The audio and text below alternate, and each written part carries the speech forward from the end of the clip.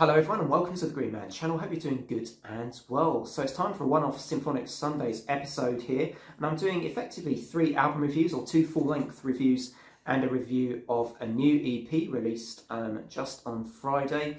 And the 2 full-length album reviews I'm going to be talking about are of course Nightwish Yesterwynde. This is the long overdue review which I've really wanted to share my thoughts on for quite a long time, but obviously as I've been on hiatus I have not done so yet. I'll also be talking about Ad Infinitum's 4th studio album Abyss and reviewing that full-length album too. And then last but by no means least, the new Delain EP, as I say, which came out just on Friday. Only has 2 new tracks, so I probably won't talk too much on that particular release. So let's start with a review of the 10th studio album from Symphonic Metal giants Nightwish, one of the original bands. This is, of course, their era with Thor Janssen as singer. Jukka Koskinen is new to the band after the departure of Marco Hietala. And this being their 10th studio album now, this is their 3rd with Thor Janssen.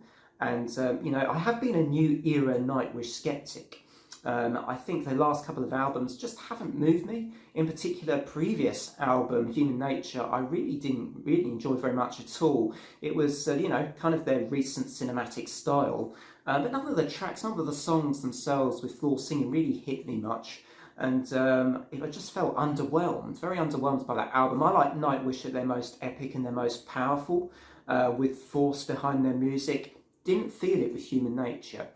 But I am pleased to say, despite my misgivings about Yesterwynde following the pre-release singles, and despite my general scepticism towards late era Nightwish, I was expecting to be a bit disappointed again, but I have been proven very wrong, I think, with Yesterwynde, and I go so far as to say I think this is their best album with flaw.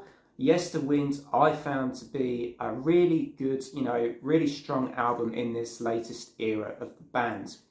Why do I say that? Well, there are quite a few reasons I think I prefer this to the previous 2 albums. One is the songs I feel more of an emotional connection from this album. I feel like the second half in particular makes better use of Floor's vocal highs, and she really does, I think, drive the songs much more and really stand out in those tracks that I really enjoy, which I'll talk about very shortly. I also think the first half of the record is pretty good too, actually, and I enjoy the infusion of folk elements on this album from Nightwish. I think they really sort of add a layer that's, you know, I didn't really feel on the other 2 albums so much. I feel like the infusion of folk here has worked very well. I like the way that the folky instruments tend to echo what the you know, the band is doing, just all the metal side of the music's doing as well. Just really enjoy that elements of this particular album. And yeah, I think that Floor shines in particular, and I think Thomas has done a good job here. Yes, the album is still a little bit over-expansive for my taste, and therefore, you know, this isn't necessarily a perfect Nightwish. I don't think it's a perfect album, really. I do think it still has the odd flaw, no pun intended. But you know, just found that this one for me offers more impact, and the floor moments stand out more. And to me, that makes a big difference, because when you've got a powerful vocalist like Thor Janssen, you need to let her shine as much as possible. And this album just allowed, you know, that to happen. Some of my favourite tracks on here: Something Whispered Follow Me, Children of Atta. I really liked the closing track, Lantern Light, which even made me feel, you know, a sort of real emotion from that song, and just for those reasons. And I like Oceans of Strange Islands a lot as well, as one of the early songs on this record too, which, you know, is pretty long, but again, I feel like it just plays to the band's strengths in that track a little more than we've seen in recent records. So Yesterwynde, an 8 out of 10 from me. I really enjoyed it, and apologies if I sound a bit nasal in this video. I've had quite a bad cold the last couple of days. But yeah, Yesterwynde for me shows off this better side, I think, to this band in their latest era. Anyway, let's move on to my next review now, which is going to be of Ad Infinitum's Abyss, their 4th studio album, which has been released by Napalm Records. It came out on the 11th of October. The album is 10 tracks and just 37 minutes in length. And I've got to be honest with this one. I was a little bit disappointed. I mean, I'm not going to give a very negative review here or anything, because I do think it has quite a few negative reviews, this album, from what I've seen online. But I actually still enjoyed enough of it to not give it a particularly negative review. I still think it's actually, you know, it's a fairly straightforward pop album. I think at its core, like the big choruses and the verse-chorus structure in a lot of the songs, they do wear out quite quickly, but I do think that Melissa Bonney as a vocalist is so good that she actually does lift the songs up because of her pretty exceptional performances in the songs. But the depth and substance of this album is definitely lacking more than I thought it was in their previous 3 albums, the slightly more symphonic and power metal tinged albums that we had. And I much prefer those, personally, to this latest Abyss record.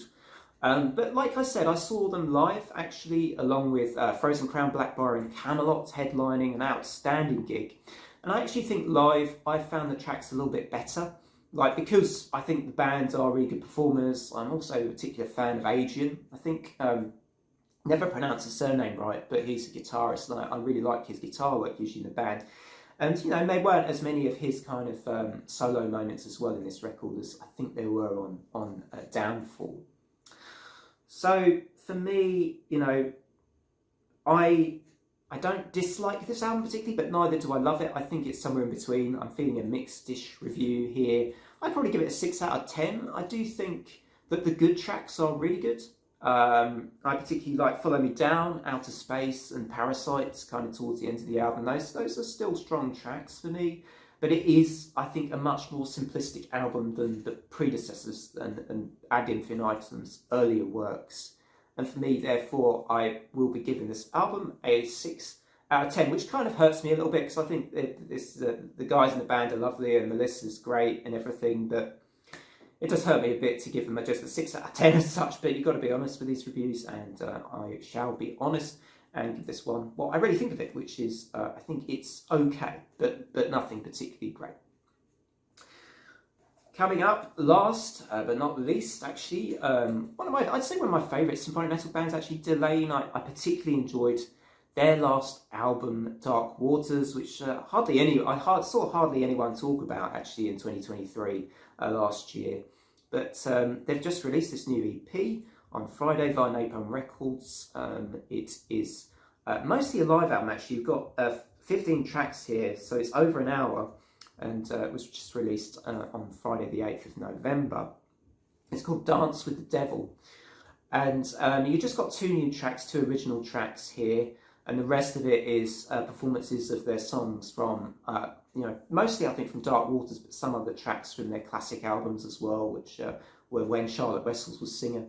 You know, I really like Diana Lear, actually, and I do think she's fit pretty well in this band, like hand in glove. I think she's a really good fit for Delain, and I am looking forward to seeing them live, actually, in a couple of weeks' time in London. Can't wait for that. But I think that they are, you know, she's a really good singer, actually, and you know, I think that this EP, the 2 original tracks, are quite good.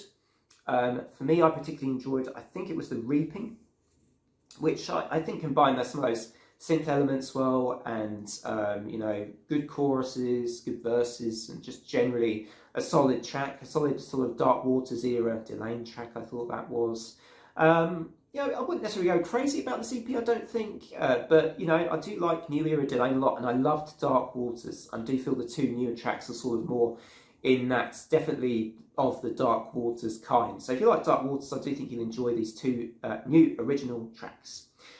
So with the live tracks as well, I mean, it almost feels more like a live album to me than it does a sort of an EP as such. But I think I'll give this one maybe a 7 or a 7.5, or maybe I'll split the difference and just be very specific and give it a 7.25, because I think that's probably about where I am at the moment with this newly released EP from Delain, Dance with the Devil. Dance with the Devil. So let me know what you thought of these 3 releases. I'm sure many of you have listened to the Nightwish album quite some time ago.